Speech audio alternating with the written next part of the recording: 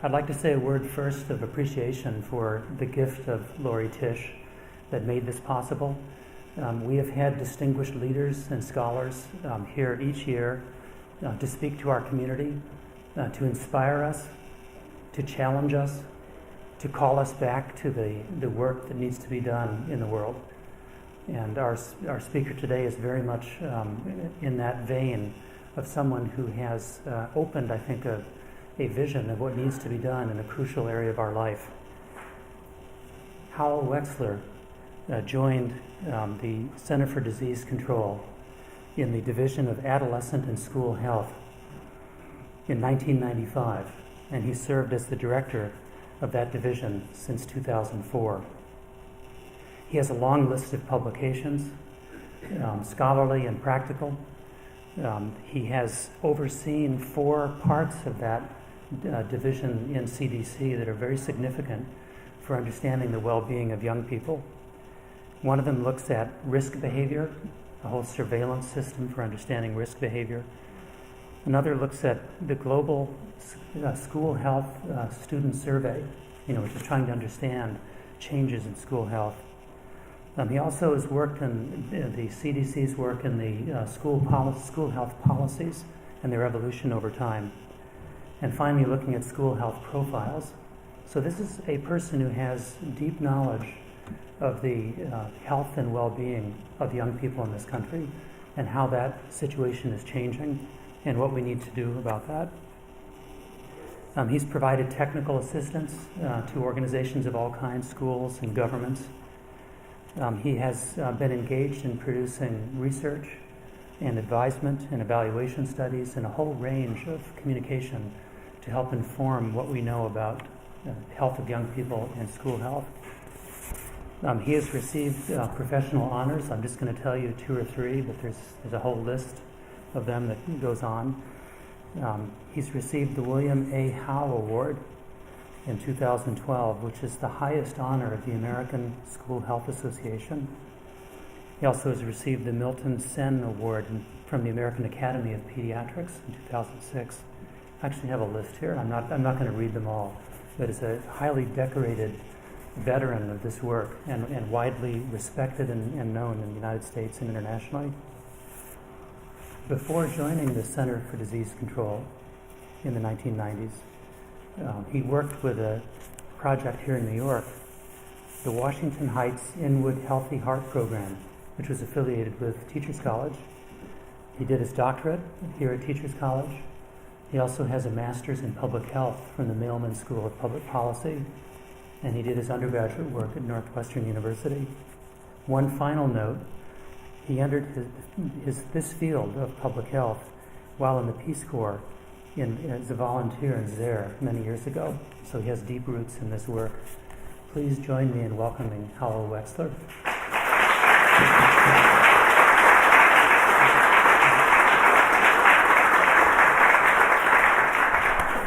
Good evening.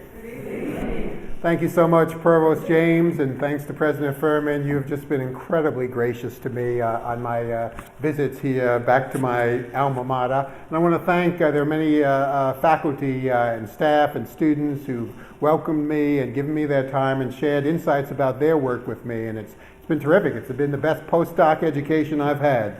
And I also want to thank the Tisch family for making this lectureship possible.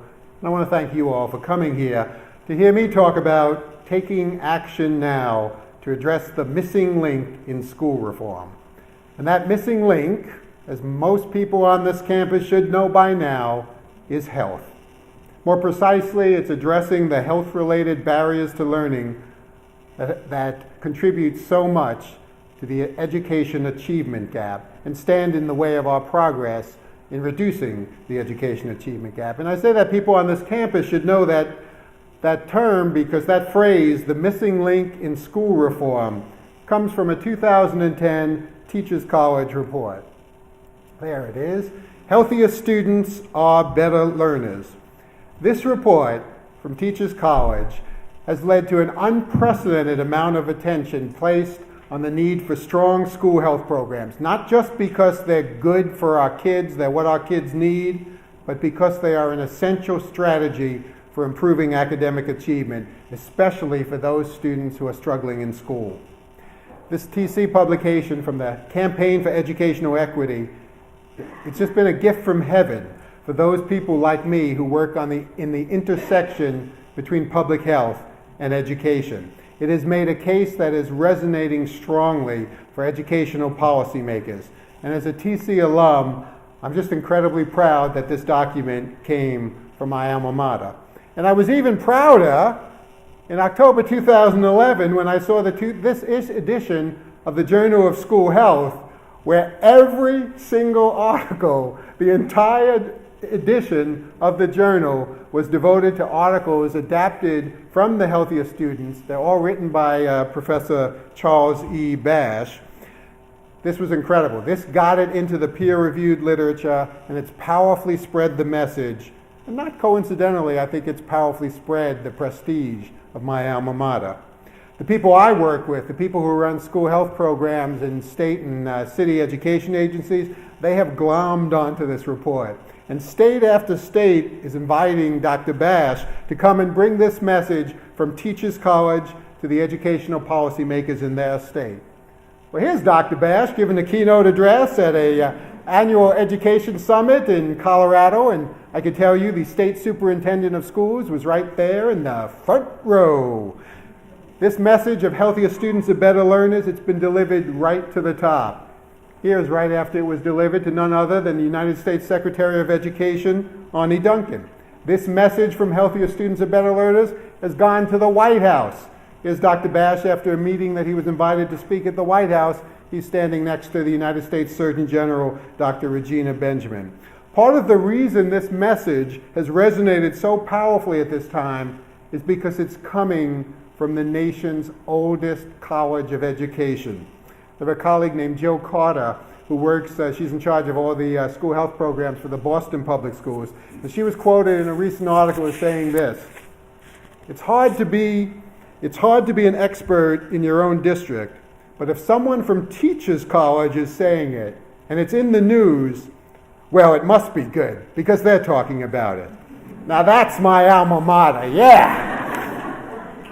Teachers College has shown its support for this connection between health and academic achievement by highlighting Dr. Bash's work in the current issue. I got it right here. The current issue of TC Today. Get it before it vanishes. It's a beautiful article written by Joe Levine, who always writes beautiful articles. He's a terrific writer. And it highlights the importance of this report, but it also highlights a very ambitious plan that a bunch of TC professors have gotten together to propose for a research project to test the ideas that are in this publication. So, according to the article, what the plan highlights is they are proposing to implement collectively a set of evidence-based, effective programs that address each of the 7 most educationally relevant health disparities, and the plan features a full-time health coordinator in each school. Wouldn't that be nice? Professional development for staff, and roving coaches to help deal with specific challenges that they might face. Their plan is to test this approach in nearly 60 of New York City's lowest performing elementary schools. And it's not just Dr. Bash, and it's not just the Health and Behavior Studies Department that is working on this. The study has the backing and active involvement of an extraordinary array of professors from many departments and disciplines. Lucy Corkins, Henry Levin, Ernest Morrell, Eric Naderstern, Aaron Pallas, Mike Rebell, Randy Wolf. This is an all-star team up there. And they've all rallied behind this report. There was a quote in the TC Today article that really struck me, and I want to share that with you. It came from Professor Pallas, and he said, "This is one of those ideas that's so obvious that you wonder why it hasn't been tried before." Yeah, that hit home, because the idea that health promotion is an essential strategy for improving academic achievement has been obvious to many people that I know for many, many years. And every decade, we make a big push to educate educational policymakers about the connection between health and academic achievement. And they listen, and they nod, and they say, yeah, that makes sense. Can't argue with that. That's obvious. And some of them actually make changes as a result. We've seen some changes made in states and some schools make changes and really try to integrate health into the functioning of the school. And after a few years, many of the changes are no longer sustained. So 20 years ago, the big issue was AIDS. CDC started investing resources, giving funding to education associations. And they produced report after report about the need to integrate health and education. Some states learned from that. They made big changes. Some schools learned from that. They made big changes in how they operate. A couple of years passed. Only a few of those changes were still in place. 10 years ago, the big issue was obesity. A whole slew of new organizations were created. Action for Healthy Kids and the Alliance for a Healthier Generation. And they released more reports showing the association between health and education because they wanted to motivate educational policymakers to care more about physical activity and nutrition programs. You see this every time there's a school shooting. There's a rush of attention, people are going to make change, and then in the end, very little happens. Each time, many people understand, a few take action, and very few actually sustain those actions. There's been no strong concerted effort to integrate health seriously into the very mission of schools. And today, we have the faculty at Teachers College, Columbia University, who are leading the charge. And the issue is squarely focused on reducing the academic achievement gap. We still need this because 20 years have passed, and school health still gets nods and pats on the back, that's very nice, while there's been a panoply of education reform strategies that have been implemented in earnest and very little to show for them. So thank you, TC, for bringing the connection between health and academic success back to the forefront of the debate again. But we cannot be satisfied with stimulating debate. We cannot be satisfied with getting heads to nod in agreement. This is a moment of great ferment in American education and in the mission and strategies of colleges of education. Now is the time to take action, to finally turn those nods into substantial, meaningful efforts that are sustained. And that's what I'm going to be talking about the rest of my time here. Here's an overview. I'm going to start with a little summary of the case for school health, particularly focusing on the link between school health programs and academic achievement. I'm going to highlight some of what we see as the most critical policies that will make a difference at the school level, but then the supportive policies from school districts and states. And then I'm going to highlight some ways that I think colleges of education can be a much stronger part of the solution than they are today. So the case for school health really starts with common sense. I love this cartoon. The boy is walking in his school and he's carrying baggage. And the baggage is called sickness, hunger, homelessness. And the caption reads, "Could someone help me with these? I'm late for math class." It's powerful. That actually comes, the cartoonist who worked for the National School Boards Association. They produced that many years ago. And it makes sense.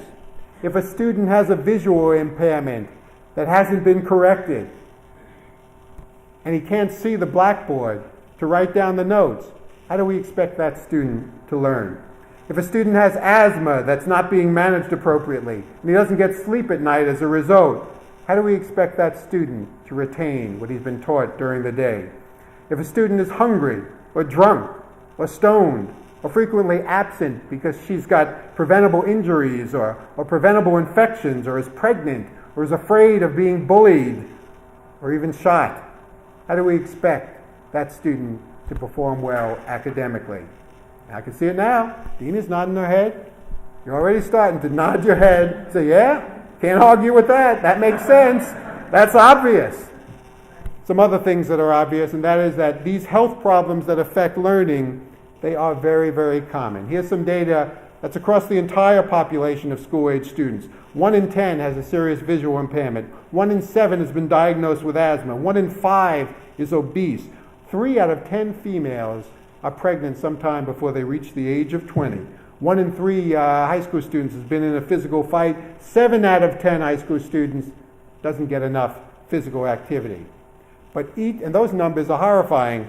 Each of these numbers and several other health problems as well that affect learning are much, much, much more common among the low-income, urban, racial, ethnic minority youth than they are among the rest of the population. And that is the same population that is experiencing the education achievement gap. So the next question we need to ask, is there an association between these health problems and poor academic achievement?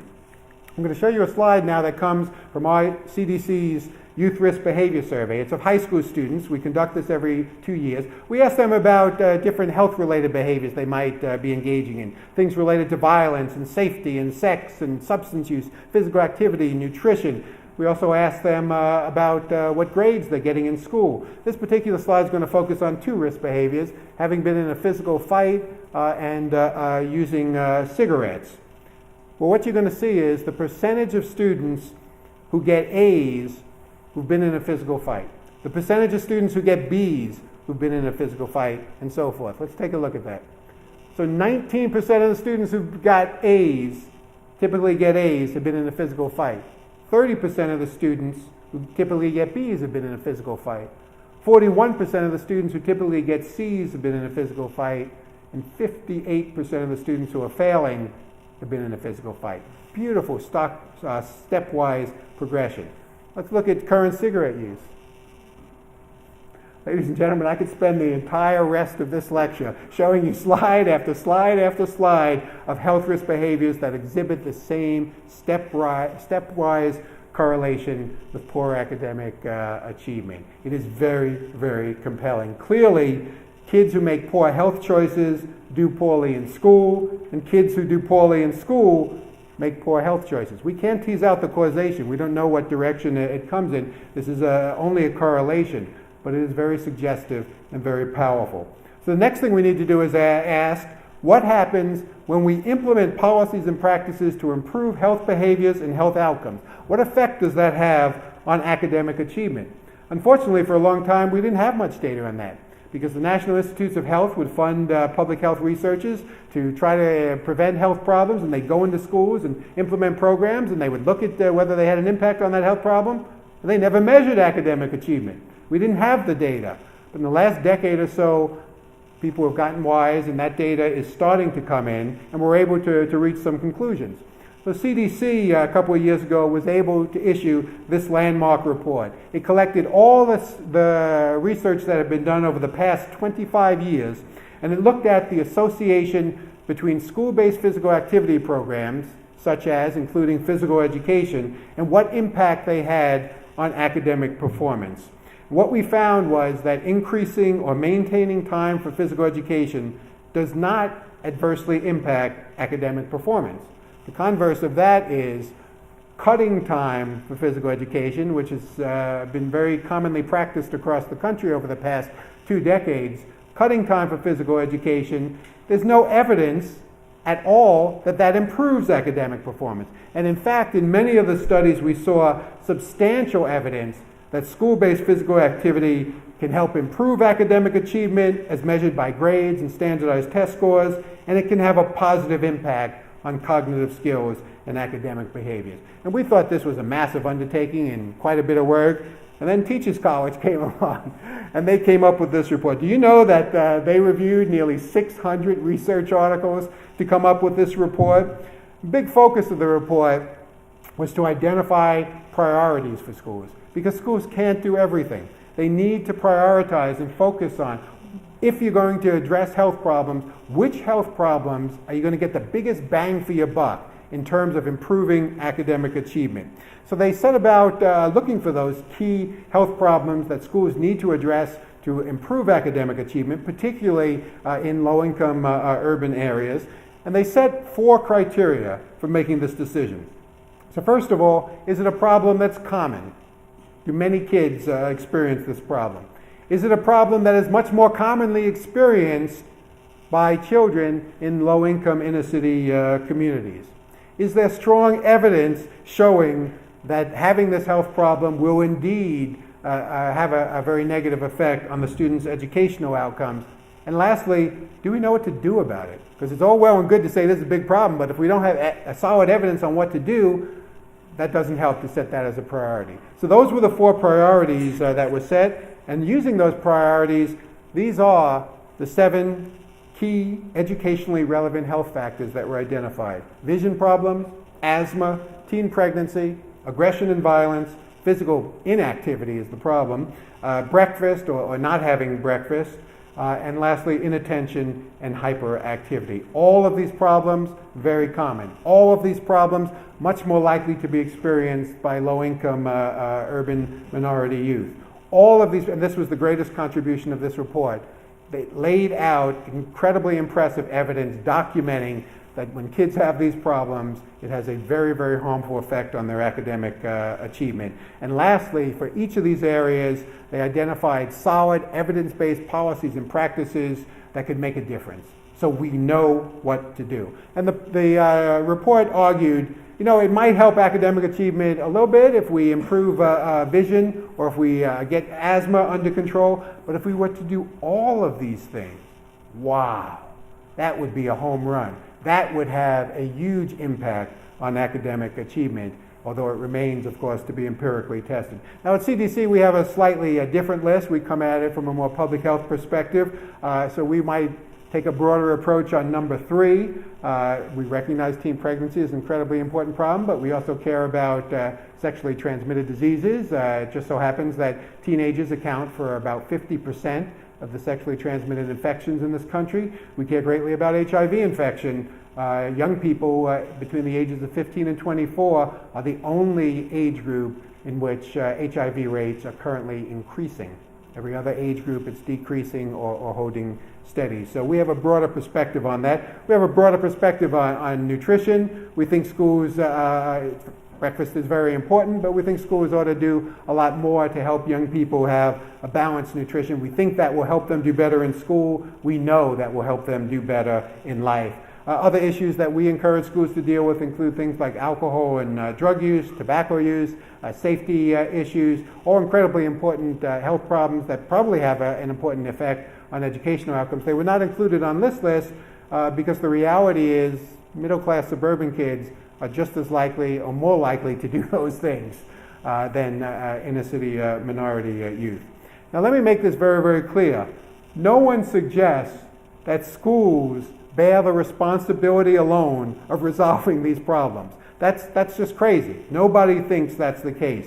There are other social institutions that have huge roles to play in dealing with these problems. Obviously, health departments, hospitals, community-based organizations, faith-based organizations, the media, voluntary organizations like the Cancer Society and the Heart Association. All of them need to be involved in helping families help their children prevent or deal with these problems. It is not the role of schools alone to solve these problems, but considering the powerful role that schools play in the lives of young people, we're not going to solve these problems without some strong involvement of schools. And the whole point of this paper was, it's in your best interest, schools, to deal with these problems because these problems are fundamentally and powerfully connected to academic achievement. And yet still, some people say, well, this feels like a digression from the mission of schools.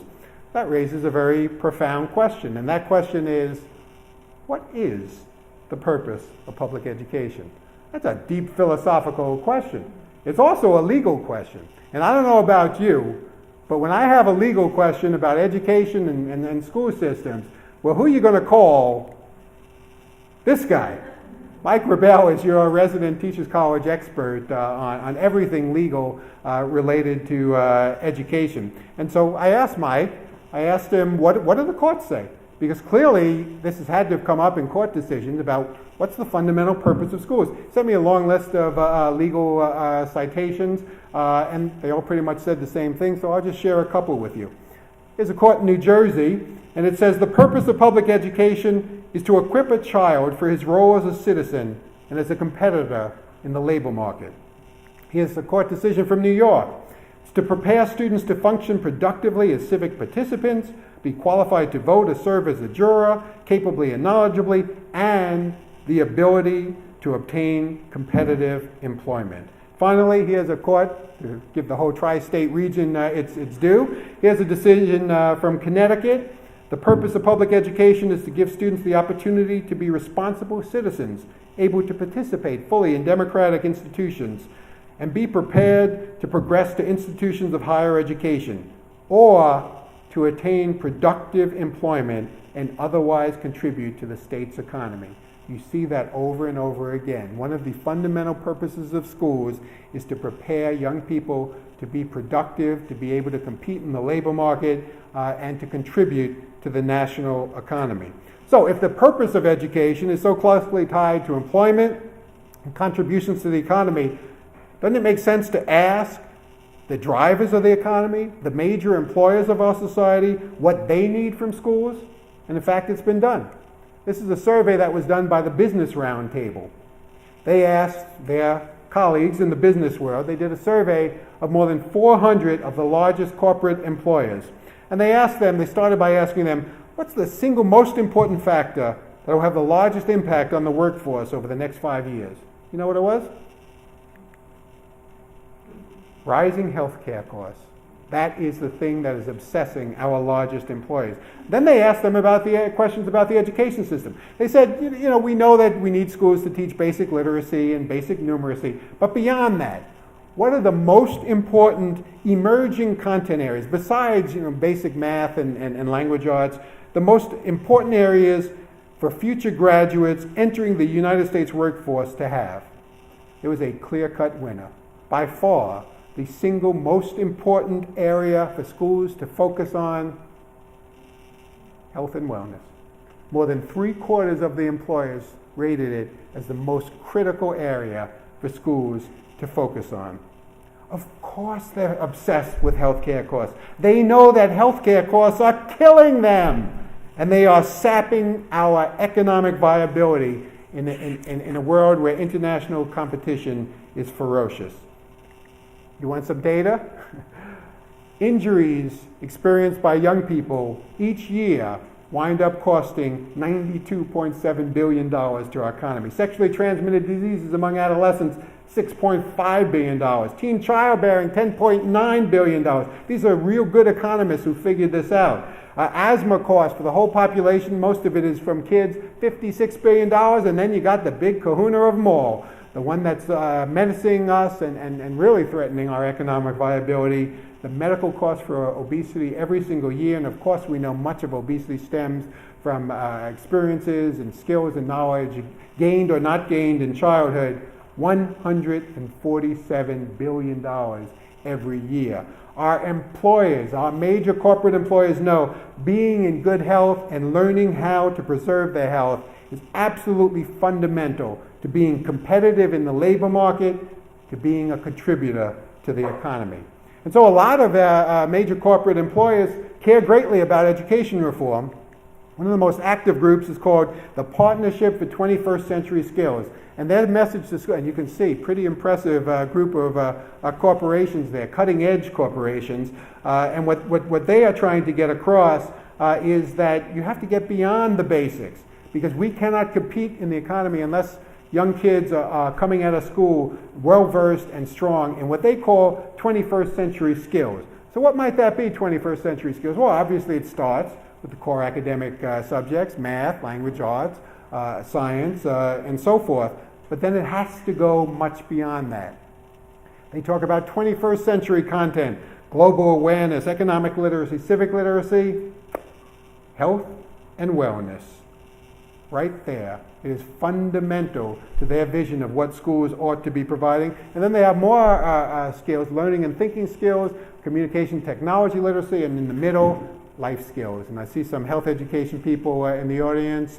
Life skills is often a synonym for what we teach in health education. So clearly, the corporate community understands how important it is for health to be integrated into the fundamental mission of schools. There is another huge employer that has great importance to our society that cares greatly about this issue as well. You figured out who I'm referring to? The United States Armed Forces. They also need schools to produce citizens that meet their needs. Newsflash, they're not getting it. And so, 300 retired generals and admirals, and these are top-notch people. They include quite a few generals and admirals who were chairman of the Joint Chiefs of Staff. They come together in their retirement time and they formed an organization called Mission Readiness. It is the nonpartisan national security organization of senior and if you're not a general or admiral, you don't get into this organization, that are calling for smart investments in America's children. This is their passion. This is what their experience in the armed forces tells them is their contribution they can continue to make to the country. They have an agenda for change, and it focuses on 3 areas: expanding early childhood education, increasing access to healthier food at school, and improving the quality and quantity of physical education. They released a report in 2010 that was really helpful in getting some nutrition legislation passed. It was called Too Fat to Fight. Last year they released a sequel, Still Too Fat to Fight. Let me quote from there. About 1 in 4 young American adults is now too overweight to join the military. That's why they care about this. They can't get enough recruits, and the recruits that are eligible, they have to pay them more. It's harder to retain them. They are spending millions and millions of dollars flunking young people out of boot camp. It's killing them. And then, look at that second paragraph. The problem of junk food sold in schools is not just a national health issue, or I might add a national education issue. It is a national security issue. We cannot succeed in teaching our children to eat healthier foods while selling them 400 billion junk food calories in our schools every year. It is not just a health issue, it is not just an education issue, but the extent to which our school policies and practices support good health is a national security issue. And some people may have funny feelings about the military. It's not just about the military. The same issues hold true if you're looking at police departments, fire departments, the EMT who you're counting on to come save your life someday. We need strong young people being produced by our school systems. Beyond all those groups, what's another key stakeholder group that we care greatly about? That's parents. Well, every time we conduct a survey, we get results like this. 81% of parents of children in K through 12 want their kids to receive daily physical education. Newsflash, most of them, the overwhelming majority, are not getting daily physical education. The other surveys were interesting. They asked parents, how much time do you want your kids to spend in math class, in English class, in history class, in health class? 3/4 of the parents of adolescents said schools should spend more time or the same amount of time teaching health education as they do teaching math, science, language arts. There's tremendous support for this, and yet it still doesn't happen. Sometimes people are so ingrained in the way of thinking now, and they're so obsessed with those test scores, that sometimes I talk about this, and they look at me as if the idea of health being part of the fundamental mission of schools is some kind of radical notion, that it's un-American. But the reality is that school-side health promotion is deeply ingrained in the history of American public education. Let's start with this guy. You know who he is. He started the first public schools back in Philadelphia. And he said, Pennsylvania should establish a public school that places as much emphasis on physical as on intellectual fitness, because exercise invigorates the soul as well as the body.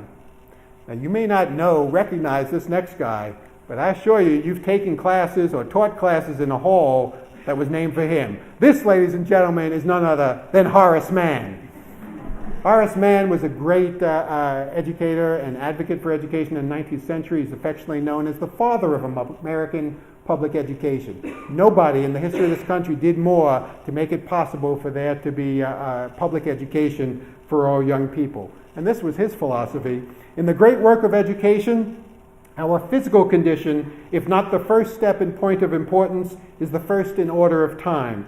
On the broad and firm foundation of health alone can the loftiest and most enduring structures of the intellect be reared. Horace Mann understood, Benjamin Franklin understood, integrating health into the fundamental mission of schools. This is American as apple pie. And some of our leading national organizations now understand as well. This comes from the National Association of State Boards of Education. I can show you similar statements from many organizations. They say health and success in school are interrelated. Schools cannot achieve their primary mission of education if students and staff are not healthy and fit, physically, mentally, and socially. Well, a lot of them pay good lip service to this. There's one education organization that has gone way beyond just nodding their heads and saying nice things, but they have really recognized and integrated into their fundamental mission the need to address health issues. And that organization is ASCD. They are one of the biggest, I think they're the third biggest education professional association. They have over 140,000 members. They used to be called the Association for Supervision and Curriculum Development. Their biggest passion, their biggest campaign that they do besides their annual conference is what they call the Whole Child Initiative. This is their revulsion to the obsession with standardized test scores and the narrowing of the curriculum. They're saying that schools need to issue a new compact to educate the whole child, not just the piece of the child that can pick an appropriate multiple choice answer on a math question. And there are 5 planks to their new compact. And check out what's right at the very top, the very first one. I didn't change the order. That's naturally at the top. Their first plank for what American schools should be their commitment to parents for what they're going to do for their kids is that each student enters school healthy and learns about and practices a healthy lifestyle. And I want to close this segment of my talk by telling you, coincidence? Maybe not, but the executive director of ASCD, the person responsible for this vision behind this initiative, Dr. Gene Carter, TC alum, and winner of the TC Alumni Award as well. So that's the case, and let me take you now to the policies that will make a difference. What is it that we need to see schools doing, and what are the district and state policies that can help them get there? This slide is a little crowded, but it really encapsulates in one piece CDC's vision for what we call coordinated school health. And the model holds that there are 8 different components in the school setting that can have a great impact on students' health. Health education, physical education, health services, the nurse, nutrition services, the cafeteria, counseling, the physical and emotional school environment, health promotion for staff so they can be good role models, and then family and community involvement in health programs as well. So the belief is that we've got to work on each of these things. And just about every school is doing something in these areas. Very few schools are doing anywhere near enough in each of these areas. And each of these components has their own standards, state-of-the-art standards. They have policy recommendations to make. We know what needs to be done to make progress in these areas. But the real key is that circle that connects them. Because the real key to making progress is getting these people working together, reinforcing each other's efforts, focusing their decisions on what to do as a school through a strategic planning and decision-making process. Because the reality is, the problems we've talked about, violence and sex and nutrition and so forth, so many of those problems, they're really interrelated. And really, the root causes for those problems are very, very similar. And many of the interventions that we do to solve one problem have positive effects on the other problems as well. These people have got to work together. And so through this coordinated school health model, we propose some systems to put in place to make it effective and efficient. So in the middle, you see some more detail about that systematic process. One thing we've learned in all our research, unless the superintendent or the principal is supporting it, you're not going to get anything done. So the very first thing is to have administrative support, and it's the principals and superintendents who already care about health issues who've embraced this most thoroughly. The next step is to have a health council. That's people staff who represent each of these different bubbles, plus parents, students perhaps in secondary schools, physicians from the community, other community representatives, coming together and being a body that is responsible for giving the superintendent or the principal advice about the health issues. We call them school health counselors. And then every district, every school needs to have one individual who's the lead, the point person, the school health coordinator, who makes all this work and brings everyone together to work as a team.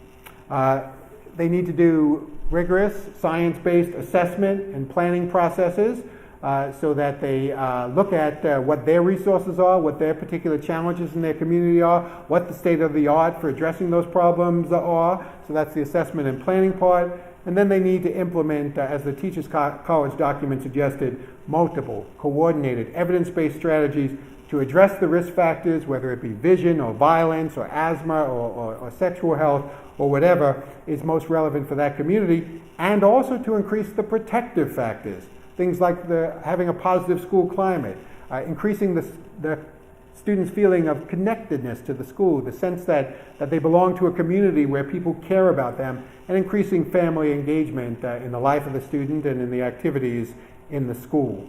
So that's the big picture vision. I know Teachers College these days is very interested in education policy, so I want to focus my time here talking about policies, and I'd like to distinguish between two different types of health-related policies.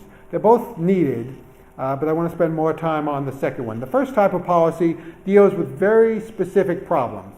So perhaps it's a problem related to a component. So it may be a policy related to health education or physical education. Or it may be a problem related to a particular health issue like violence or physical inactivity and so forth. There are many, many different specific health policies we can identify. So for instance, states and cities might establish requirements for how much health education, how much physical education, how much recess students are required to have. They may establish nutrition standards for the quality of the school meals and the competitive foods. They may have standards that increase access to school breakfast for students.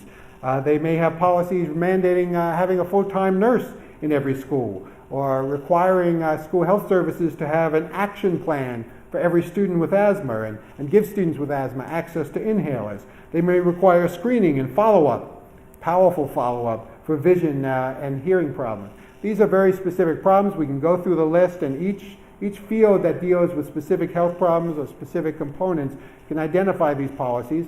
I'm not saying this is easy, because getting these policies approved is very, very challenging.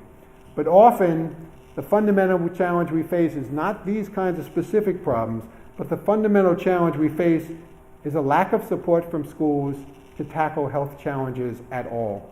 Or there's a brief attention span because there's some kind of newspaper headline or some incident happens and they want to do something to respond to that, and they take baby steps, and then the baby collapses and nothing lasts. Inability to sustain these kinds of approaches and these kinds of policies.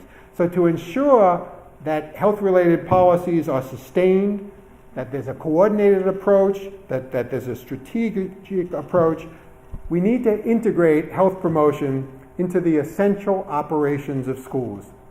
This is happening in some schools in this city, in many, many schools across the country, only a small proportion of schools overall. To make it happen in a widespread, powerful way, schools need to have some kind of policy support coming from states and school districts, some kind of requirements, some kind of incentives in place to ensure that health issues don't get lost, to ensure that health issues don't remain marginalized. How do we do that? Well, that's what I call structural school health policies, and I'm going to take you through 6 different types of structural policies and give you examples. The first one is wellness policy requirements. I don't know if you're aware of this, but in 2004, the United States Congress passed a law that requires every school district to have a wellness policy in which they pledge to do something about physical activity and nutrition. Well, it hasn't been had tremendous impact, partly because there were no standards for what should be done. It was totally left to individual school districts to figure that out. There's very little teeth or enforcement to it, and there are no incentives in place. But what's happened is a number of states, and for all the examples I give, there are always a couple of states that try these things out, but not a large number of states. So a couple of states stepped in, and they filled that gap. And here's an example. The state of Connecticut. They decided that, well, we need some standards. We need to give some guidance to schools, so they established rules related to beverages. They said the only beverages schools can sell or provide to students is milk, 100% juice, or water. Nothing else is allowed on school campus. Then they established standards for snacks and for school meals, but those were voluntary. They didn't require. There would have been too much controversy if they had gone to that extent. But then they provided monitoring and feedback. And this is something that a state or district policy can do to make change happen at the school level. So they had each of the school districts across the state send in their wellness policies, and they had staff at the State Department of Education critically review and comment on their policies. Not saying you can't have this policy, but they gave them an objective review based on what they thought scientifically was a more effective approach. And then they weren't quiet about it either. They sent those reviews to the superintendent, but to make sure that he didn't keep it covered up, they then sent it to the chairman of the school board and to the child nutrition director for the district, and then they posted it online. That's monitoring and feedback. That is acting as if health matters. You can pass other specific policies, but until people on the ground in the schools know that someone's watching and this matters, it's unlikely to be sustained. Then they put in a beautiful incentive, and this cost them money, but they said, our standards for school meals and junk food in the schools, they're voluntary, but if you meet our standards and you can prove to us that you've met our standards, we're going to give you 10 cents extra per lunch. You multiply that by 180 school days and the number of students getting lunch, that's a lot of money for a school.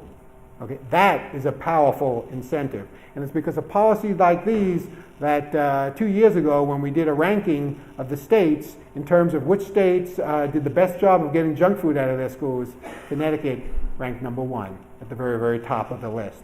All right, the second type of structural school policy revolves around infrastructure and process requirements. You see, some states require districts or schools to have structures or processes in place that effectively integrate health into daily school operations. So what are examples of these? We've got 15 states and counting that require each school district to establish and maintain a school health council with designated responsibilities. So you have to bring people together with different interests, from representing different constituencies, and they have to meet on a regular basis and give advice to the school board and the superintendent about what should be done about health. Well, in many districts, they meet and nothing much happens, and then they start meeting less frequently. But in many districts, this is the key. This has set in path real action and change so that nobody is going to marginalize the health issues anymore. Nobody is going to neglect what needs to be done to address the health-related barriers to learning. The second thing is to require a school health coordinator for every district. One of those states, which I'll tell you about in a minute, actually pays every district to have a school health coordinator. This is critical. When you have someone whose job it is to make sure that things happen, things really, really do happen. This is a way to institutionalize change so that school really start focusing on the health issues. And the last issue is requiring use. 3 states currently require use of a tool developed by CDC called the School Health Index, which is a science-based assessment and planning process. It's a terrific tool, and we push it for people to embrace it voluntarily. 3 states actually require their schools to use it. So they are telling schools, this is important, this is part of how you go about your daily business routine. You've got to make health a part of what you do. The third example is what I was referring to, and that's infrastructure support. That's actually having the state pay for someone to coordinate school health services and programs.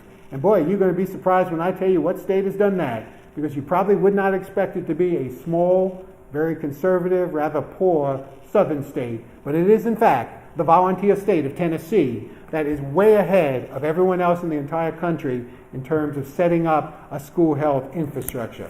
They had a great visionary mindset.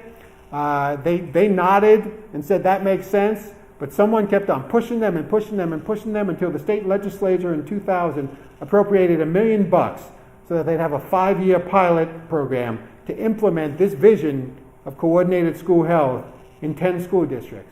And guess what? They liked what they saw.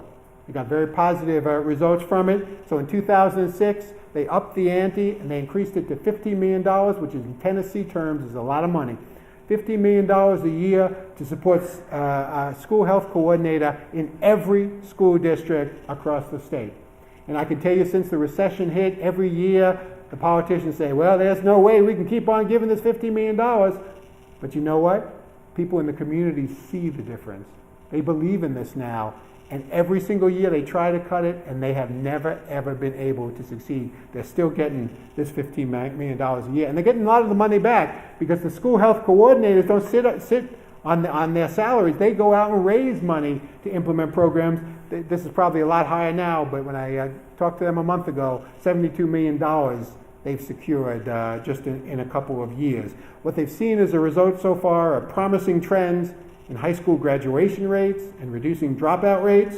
The number of schools with nurses, with health clinics, with staff wellness programs has increased dramatically.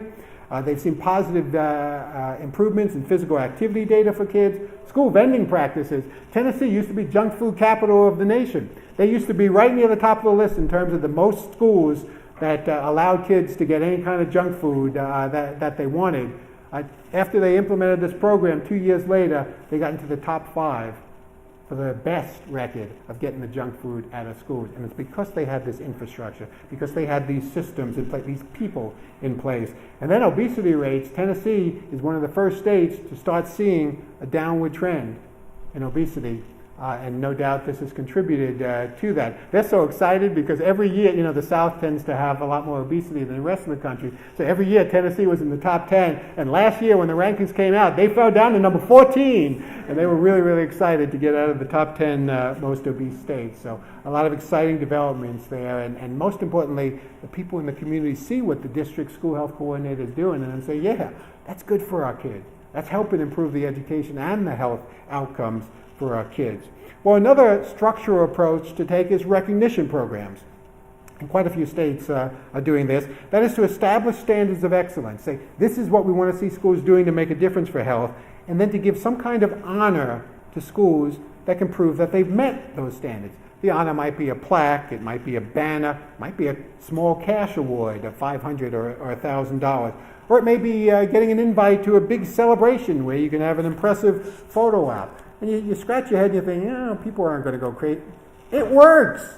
This has motivated many, many schools across the country to make changes to integrate health into their mission. This is one of the best ones. It comes out of Colorado. It's one of the best because they have some foundation support. So they put on a big breakfast, and it's at a fancy hotel, and people coming from schools who worked real hard to improve the health programs and services in their schools, they feel like they're important, and that they've done something that really matters. And it really gives them a high when they walk on the stage and their state superintendent of education is there to personally give them the plaque. Now that's pretty cool when you get the plaque from the state superintendent of education, but it's even cooler when you get it from the 42nd president of the United States. Bill Clinton's foundation, along with the Heart Association, formed a group called the Alliance for a Healthier Generation. They are very focused on obesity prevention through schools. And they have a big shindig every year. Sometimes it's in New York City, where he lives and works, and sometimes it's in Little Rock at a little place called the William Jefferson Clinton Presidential Library. And they have school people from all over the country, principals, teachers, food service managers. They come because they're being recognized for the great thing that they've done, and it is a powerful, powerful incentive. So this is another way to lend support and make these things sustainable and lasting. This is one of the more powerful ways, I think, and that is integrating health requirements into the mandated school improvement plans that schools have to come up with. There's a couple of states that are moving forward on this. It's not the norm by any stretch of the imagination, but I think this is one of the most profound and powerful ways, because school improvement plans, they're the big deal. That's what's guiding the direction of what schools do, and in some states they're closely monitored, but in just about every state, people at the school level think they're closely monitored. So this really matters. If we can get health mentioned in school improvement plans, and here are a couple of states that are doing it. I told you Arkansas required schools to do that school health index thing. Well, they require schools, after they do the school health index, to use that to put something in their school. There has to be something in the school improvement plan that comes out of their school health index work. That is institutionalizing change. North Dakota, like many states, it requires schools to look at certain sets of data, to look at absenteeism data, to look at reading and math scores. But North Dakota also requires schools, when they're developing their school improvement plan, to include data on health, nutrition, and safety policies. You're not allowed, you have to be able to show that you considered those factors before you issue any kind of school improvement plan.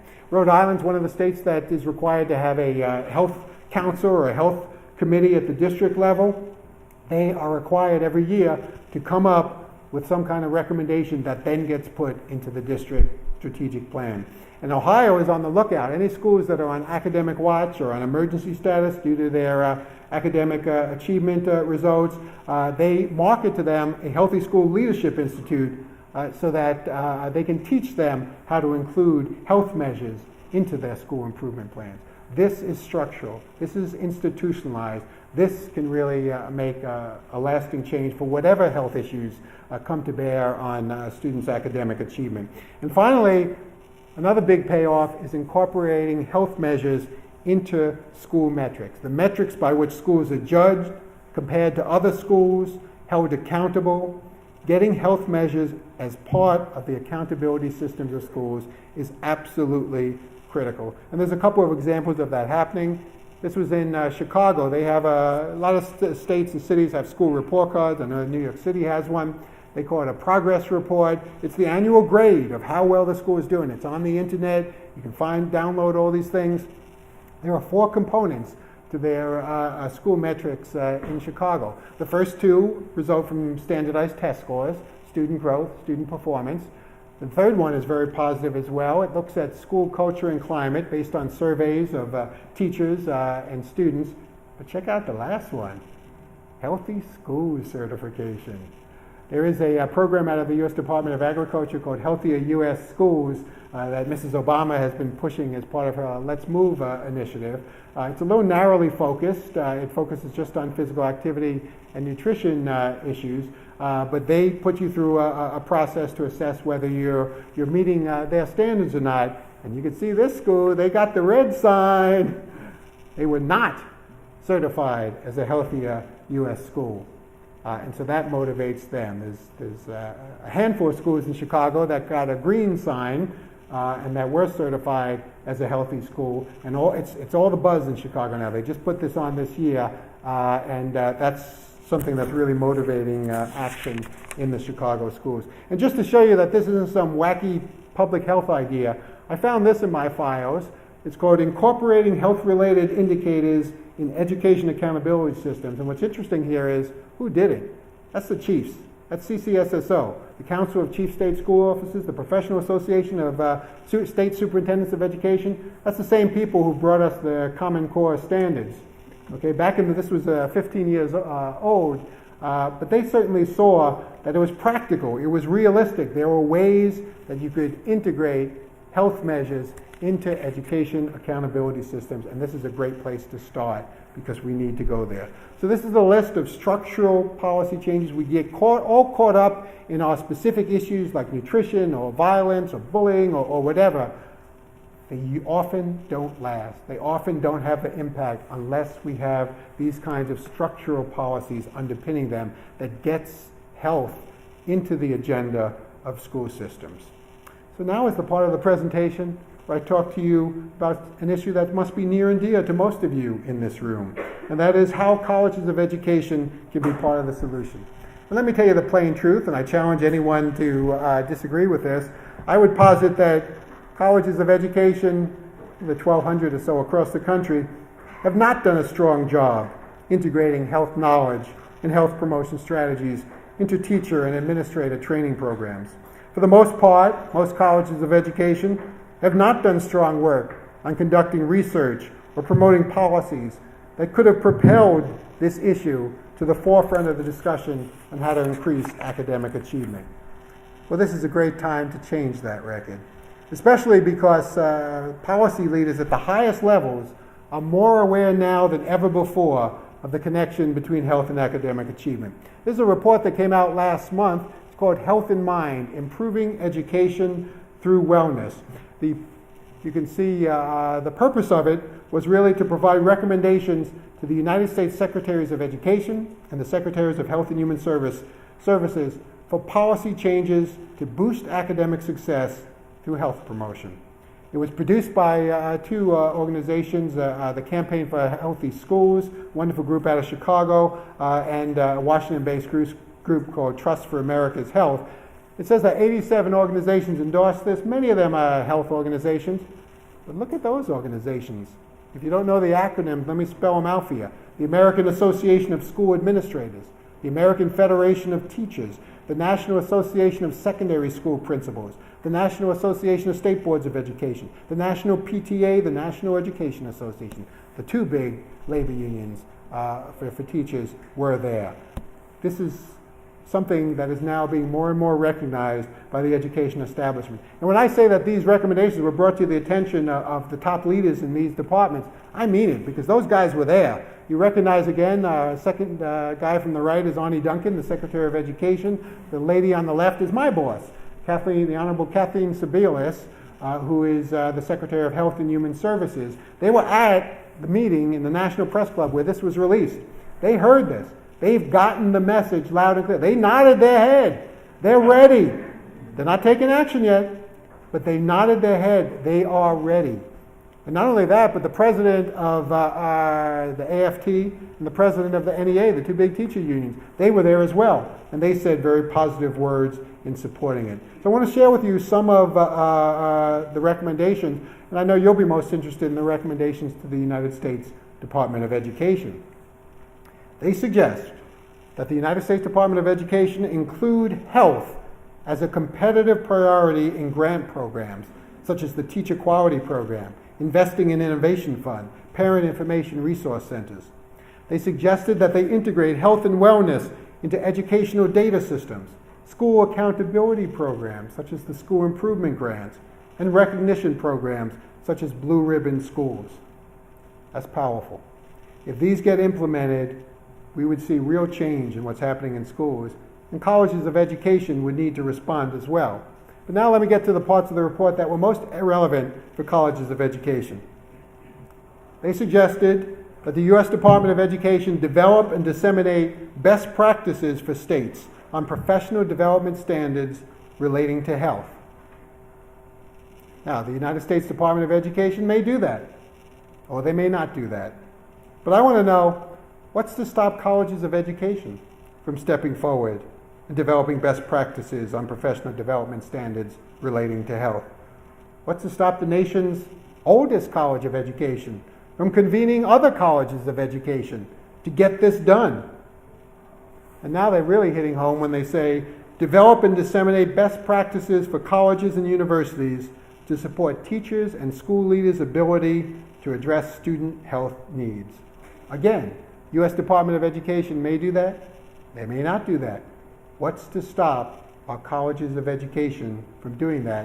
And what's to stop our greatest colleges of education from stepping forward and making sure that it gets done? Now is an opportune time. There's lots of transformation going on in teacher education programs. There's tremendous pressure coming from alternative certification pathways. And honestly, there's a tremendous barrage of criticism of colleges of education that's flooding the media. We see headline after headline after headline about a national crisis in teacher education, about America's teacher crisis. I suggest that by fully integrating health issues into teacher education and administrator education programs, colleges of education can find a new niche.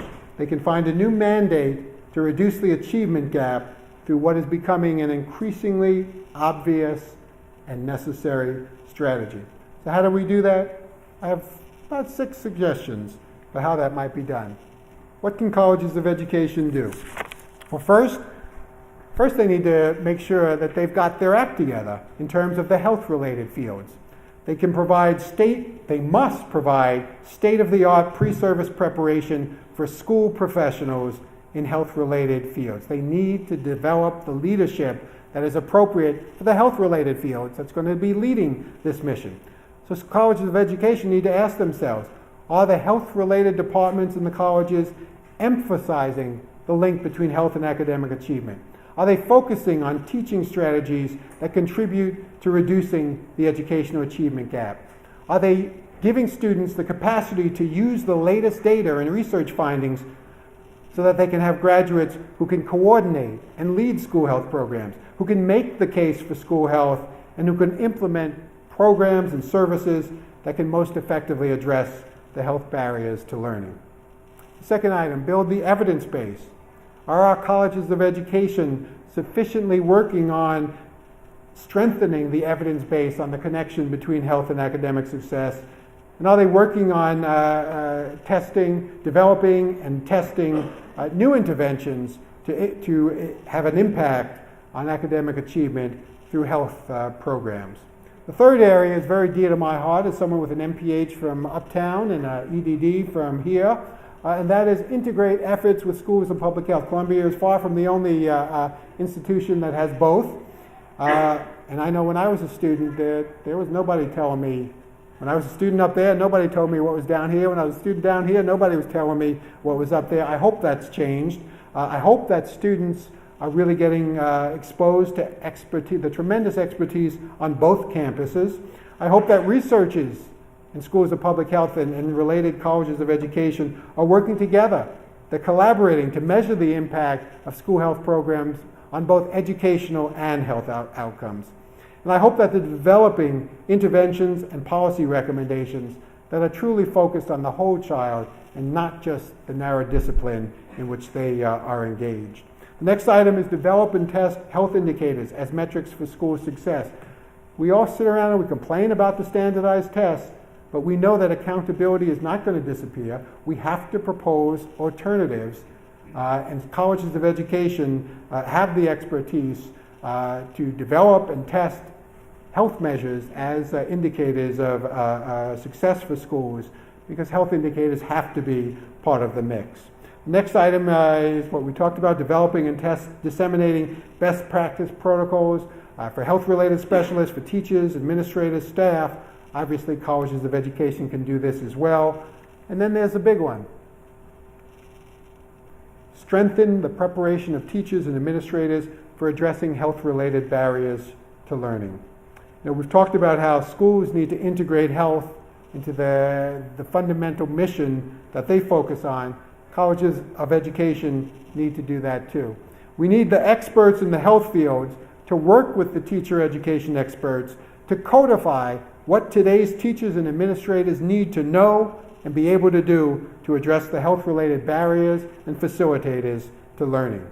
Now, I didn't want to just throw that idea out there without any practical suggestions, so let me just throw out a couple of ideas for the kinds of things that today's teachers, today's administrators must leave colleges of education knowing if they're going to be effective in addressing the educational achievement gap. So here's a series of questions. The first set related really to serious problems and services that children need. Are teachers, staff, and administrators being prepared in our colleges of education to understand how and why specific child and adolescent health problems may interfere with learning? Are they being trained to identify students in need of health services, to communicate effectively with the school nurse or principal regarding students' health needs, to help students access needed health resources, and to assist students dealing with crisis and loss? On the education front, are teachers, staff, and administrators being prepared to integrate health content into different subject areas? That's essential to help students learn skills for communicating effectively and resolving conflicts, to help students learn skills related to decision making, problem solving, and time management, and to communicate with parents regarding health-related barriers to learning and how they can prevent such problems. And lastly, in terms of the environment, are teachers, staff, and administrators being prepared by our colleges of education to model healthful behaviors, to cultivate a pro-social psychological climate in the classroom and school, to implement proven strategies for enhancing social-emotional learning and student connectedness to school, and to collaborate to implement a coordinated approach to school health. These are just some of the issues that popped up. I don't know what all the issues are. That's a process that needs to be undertaken. What I do know is that a place like Teachers College, there's a lot of brilliant minds that can figure it out as well as anywhere. And I know that the time has come. If we are truly serious about reducing the education achievement gap, we need to address the health-related barriers to learning. I think that point was really made most eloquently in the opening to the Healthy Students Are Better Learners document, where they said, no matter how well teachers are prepared to teach, no matter what accountability measures are put in place, no matter what governing structures are established for schools, educational progress will be profoundly limited if students are not motivated and able to learn. Health-related problems play a major role in limiting the motivation and ability to learn. Now, there are many ideas for reducing the academic achievement gap, but currently there are kind of a big four, at least as codified in the Race to the Top competition. These are the core ideas in the Race to the Top competition. There need to be standards and assessments, data systems, measures taken to ensure that we have effective teachers and principals, and charter schools. Those are the four big ideas that are pushed in the biggest policy initiative we've seen from the United States government. And no doubt these are all critically important. But we need to see leadership from our policymakers and from our colleges of education so that there's a fifth fundamental strategy added: reducing educationally relevant health disparities. This is not a panacea. We need all those other strategies at full blast as well. But it is critically important that health gets integrated into the standards and assessments, integrated into the data systems, integrated into the pre-service preparation and the professional development of teachers and principals. The time has come to get beyond the nods. Yeah, that makes sense. That's obvious. I can't argue with that. The time has come to embrace and fully implement the ideas that are in that TC publication that, to paraphrase Professor Pallas, are so obviously needed. The evidence is strong. The agenda for action is clear. It's time to take action to address the health-related barriers and facilitators to learning. I want to close by paraphrasing the great Jewish sage Hillel. And I want to say, if not now, when? And if not the nation's oldest, the nation's largest, the nation's greatest college of education, then who? Good luck, Teachers College. Thank you.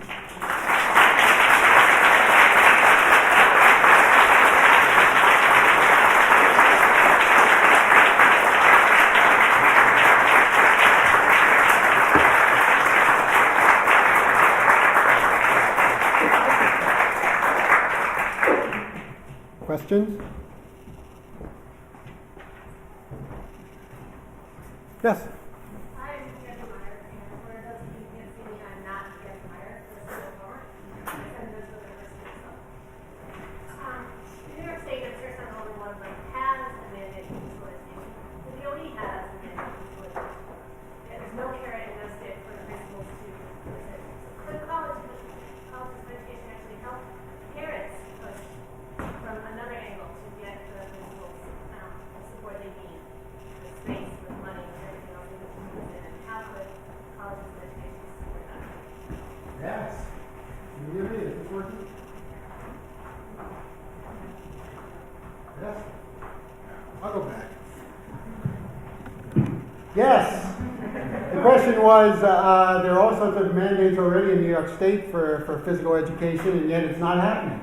So what role can College of Education play perhaps in motivating parents? Well, parent education, parent involvement needs to be front and center, and people need to educate. That's how things happen. It is a very positive thing to have the policies in place. I know it's frustrating when they're not being implemented, but you're ahead of the game compared to many other states that don't have that strong policy. So you answered your own question, really. It's about agitating, it's about having your voices heard, and enabling parents to speak up, and enabling faculty and other stakeholders, and people at colleges of education, and do what Dr. Bash has done, and go around the country, or in your case, in your own city or state, and speak the truth, and lay out the data and evidence, and just be tireless. Question? I'm wondering about the idea of mentioning required school health coordinators for districts, but we really need them in schools. Are there any plans for making that financially feasible? Yeah, that's what the plan is with the TC proposal, which was shopping around and trying to get someone to fund that proposal. It would be to put it into schools. It's been hard enough to get it into districts. We have one state that funds school districts. Many school districts across the country do have health coordinators, but that's using their own resources, and they're usually the first to be laid off when there are challenges. So yes, of course they need it in schools.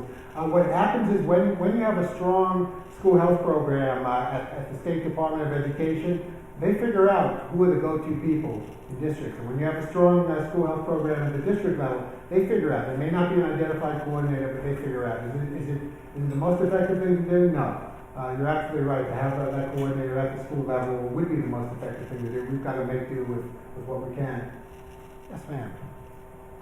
I am really concerned about funding priorities in this country and specifically related to health. I was so curious about businesses' concern for health and wellness and wondering, so the government's tapped out, as you all know, states are tapped out, schools are tapped out, private philanthropy is supporting it in some instances, but there's not that much to go around. Are you aware of any efforts of businesses to get involved or to help subsidize some of the health and wellness efforts that they're so concerned about coming down the pike with their employees? There's a lot of energy around the obesity issue now, so there's a lot of support for quite a few organizations that are helping schools implement more effective physical activity and nutrition programs. Sometimes the funding comes from foundations. Oftentimes those foundations are closely affiliated with large corporate entities. So that's really where the biggest focus has been. But that's something that they need to be educated on that. That needs to be communicated to them. We need to model it and pilot it in particular cities and counties. We need to send you out to make the case. That's it. I want to make a recognition announcement and ask a question. We're going to have an opportunity to hear Professor Charles Bash give the lecture. He's traveled all around the country giving. Could you just raise your hand?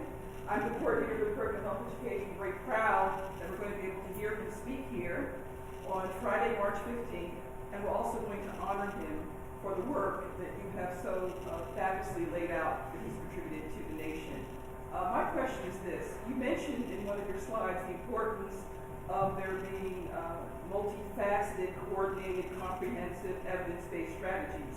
And as you know, funders tend to have a bias toward kind of single bullet approaches. What's the manner in which the argument or the case can be made that it's important for funders to appreciate how some of the proposals may indeed involve these multiple, comprehensive, coordinated, evidence-based strategies? Well, first, on your first announcement, I just want to know, you're going to make him wear a suit when you honor him? He's looking good every day. It's a hard sell. People think very categorically. I can't tell you how many times we've talked to decision makers and we tell them about our systematic, structural approach that's going to lead to institutionalization and really make a lasting change. And again, it's the whole nodding head. Yeah, that makes sense. That makes sense. And then someone comes in and says, my aunt died from diabetes, and all the money goes to diabetes. Instead of to the more systematic coordinated approach, it's going to help with diabetes and help with a half dozen other things as well. So a lot of it is just having a cadre of people who can talk about it, I think. It's about talking in terms that people who make funding decisions can understand. It's about having compelling examples of where it's been implemented and showing that you get more bang for the buck. So there's an economic argument, and a common sense, rational argument. There's an evidence argument. Then you got to have the emotional argument. You have to be able to have people step up and show that this made a difference in these lives in this community. We haven't done that effectively enough because we tend to, a lot of faculty here, the funding is coming categorically, and you have to bring the funding in.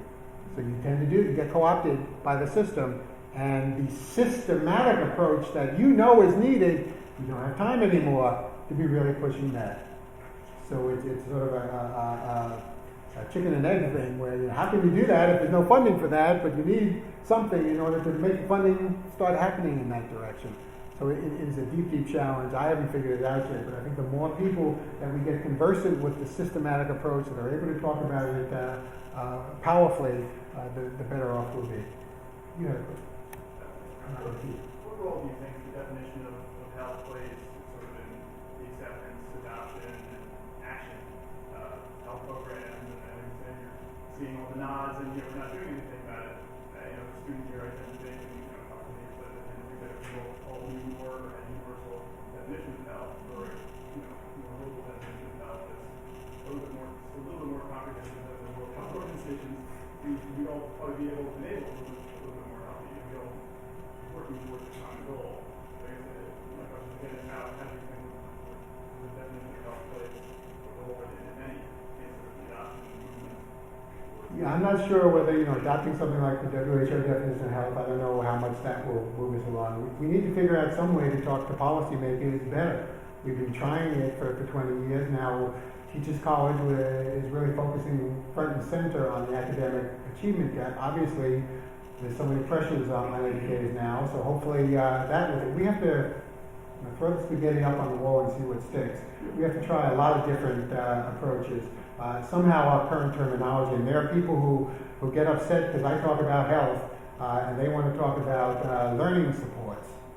And that's fine, that's good. We really have to try different things. It's a great big country. What we may often find is what sells in Tennessee may not sell in New York.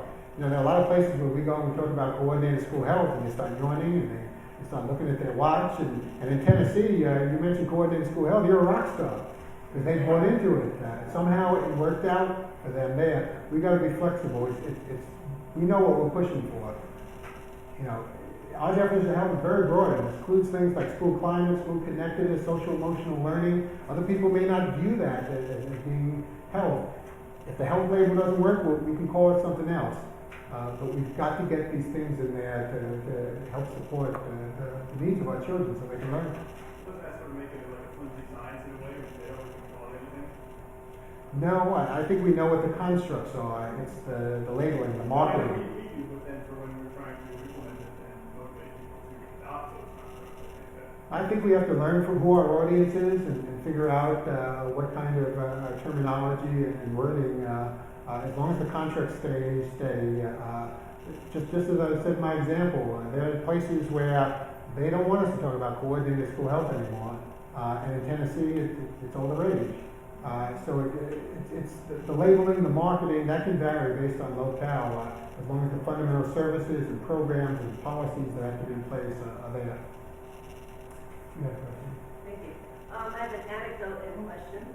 So, quick anecdote, as a graduate of TC, when I was beginning my doctoral studies 20 years ago, I had proposed to develop an assessment tool looking at movement, neuromotor coordination, and how it might impact on learning, leading towards both learning disabilities and or emotional disability.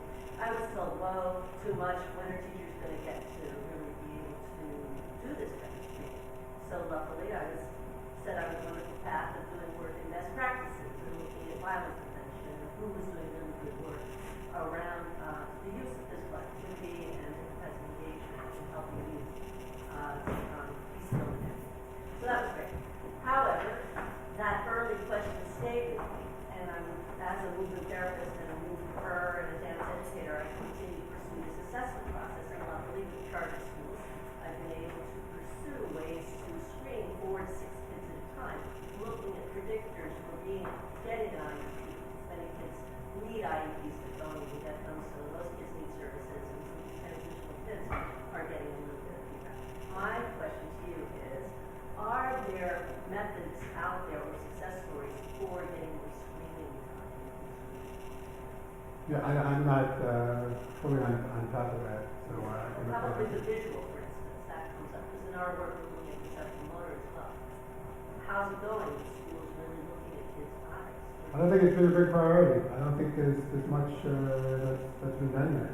So we're back to agitating? No, I think there's, yes. Okay, yeah. And I think, that there's a strong case that can be made for that. Yeah. Yes.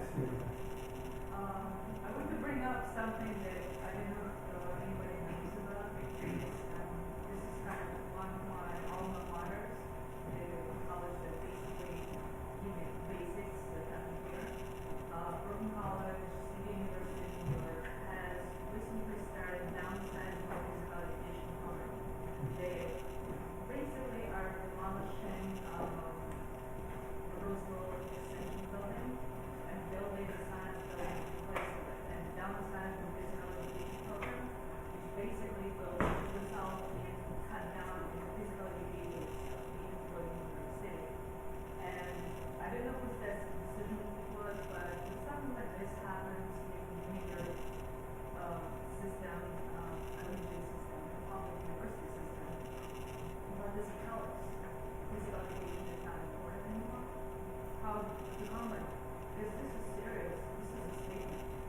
It's a very troubling trend. It's not the only program. There are other universities that are closing health education departments as well.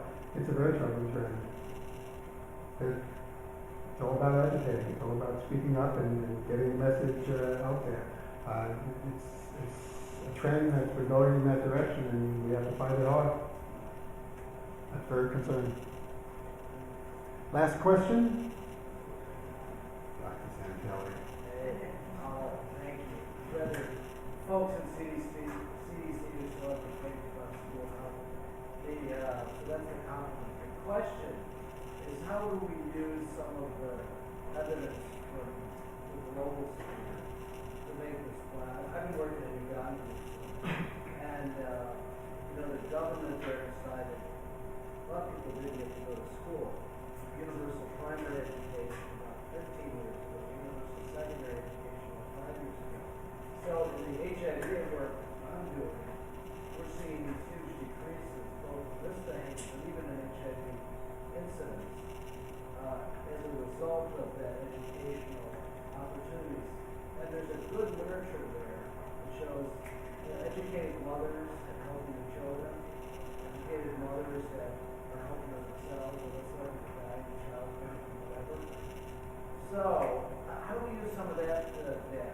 Carolyn's telling me you're working on that. It's a bit of a softball. Go ahead. We can learn a lot about what goes on in other countries. Many of the European countries, Canada as well, take issues of school health a lot more seriously. Dr. Howell was talking to me just earlier about the school health physician training programs that they have in France, where that's just another discipline. It's just another area of professional specialization that doesn't even exist in this country.